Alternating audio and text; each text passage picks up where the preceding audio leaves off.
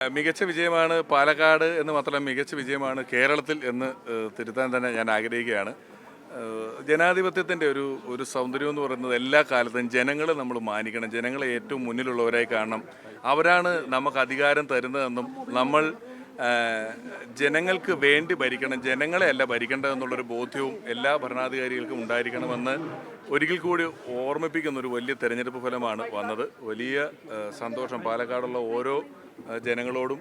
എന്നെ ഈ ഒരു ദൗത്യം ഇങ്ങോട്ടേക്ക് പറഞ്ഞു വിടുമ്പോൾ ഞാൻ തന്നെ ആയിക്കോട്ടെ എന്ന് തീരുമാനിച്ച നേതൃത്വത്തിനും പിന്നെ ഇവിടെ വോട്ട് ചെയ്ത് ജയിപ്പിച്ച ജനങ്ങൾ, ഒപ്പം പ്രവർത്തിച്ച കുറേയധികം ദിവസം ഒപ്പം ഊണും ഉറക്കവും ജോലിയും മറ്റു കാര്യങ്ങളും എല്ലാം മാറ്റിവെച്ച പ്രവർത്തകർ, പിന്നെ ലോകമെമ്പാടുമുള്ള സ്ഥലങ്ങളിൽ നിന്ന് സാമൂഹ്യ മാധ്യമങ്ങൾ വഴിയും അല്ലാതെയും എല്ലാം പിന്തുണച്ചിട്ടുള്ള എല്ലാവരോടുമുള്ള അഗൈതവുമായ നന്ദി പറയാനും കൂടെ ഞാൻ ഈ അവസരം ഉപയോഗിക്കുകയാണ്. ഹൃദയംഗമമായ നന്ദി എല്ലാവർക്കും.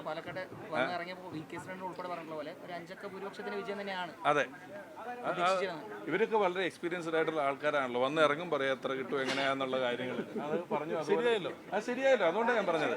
അതൊക്കെ മനസ്സറിഞ്ഞ് പ്രവർത്തിച്ചാൽ അതെ, അടുത്ത തെരഞ്ഞെടുപ്പിന് പറയും എത്ര വോട്ടിന് ജയിക്കുന്നു പറയും. നേരത്തെ മനസ്സറിഞ്ഞ് അങ്ങനെ പ്രവർത്തിച്ചാൽ സ്വാഭാവികമായിട്ട് നമുക്ക് പറയാൻ കഴിയും. അതെ, ഞാൻ ആദ്യം പറഞ്ഞ അതാ, ജനമനസ്സറിയുക, ജനങ്ങളോടൊപ്പം നിൽക്കുക, ജനങ്ങളെ വലിയവരായി തന്നെ കാണണം, അവരെ ബഹുമാനിക്കണം. അവരാണ് ഇതിൻ്റെ എല്ലാം ചുക്കാൻ പിടിക്കുന്നുള്ള ബോധ്യം ഓരോ നിമിഷവും ഓരോരുത്തരും ഓരോ പൊതുപ്രവർത്തകനും മനസ്സിൽ ഓർക്കണം എന്ന് വിളിച്ചു പറഞ്ഞൊരു തെരഞ്ഞെടുപ്പ് ഫലമാണ്.